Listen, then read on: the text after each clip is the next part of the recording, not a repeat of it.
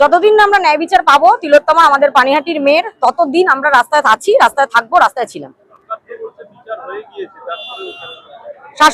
শাসকের হাত যতদিন মানে দোষীদের মাথায় থাকবে ততদিন তো সরকার একটা ধামাচাপা দেওয়ার চেষ্টা করবেই, কিন্তু আমাদের মন মতন বিচার যতদিন আমরা না পাচ্ছি ততদিন আমরা রাস্তায় আছি, ততদিন আমরা প্রতিবাদের ঝড় তুলবো। আমরা প্রতিশোধে নয়, আমরা প্রতিরোধে নেমেছি।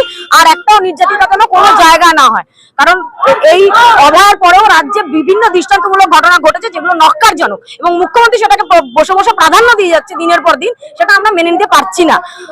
অবিলম্বে মুখ্যমন্ত্রীকে নয় পদত্যাগ করতে হবে এবং বলতে হবে আমি পারছি না এই রাজ্য চালাতে, মুখ্যমন্ত্রী ছেড়ে দিন এবং ন্যায় বিচারটা দিয়ে আমাদেরকে।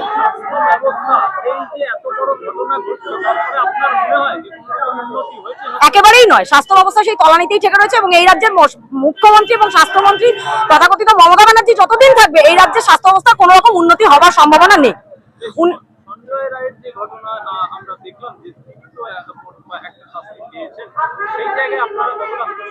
সঞ্জয় রায় তো স্কেপগোট, সঞ্জয় রায় তো আসল দোষী না। আসল দোষীদের মাথা যতদিন না ধরছে ততদিন এটার মানে আসল বিচার হচ্ছে না। সঞ্জয় রায় আসল দোষী নয়, এর পেছনে যারা মেন মাথা রয়েছে তাদেরকে ধরতে হবে আমাদের, সেটাই দাবি।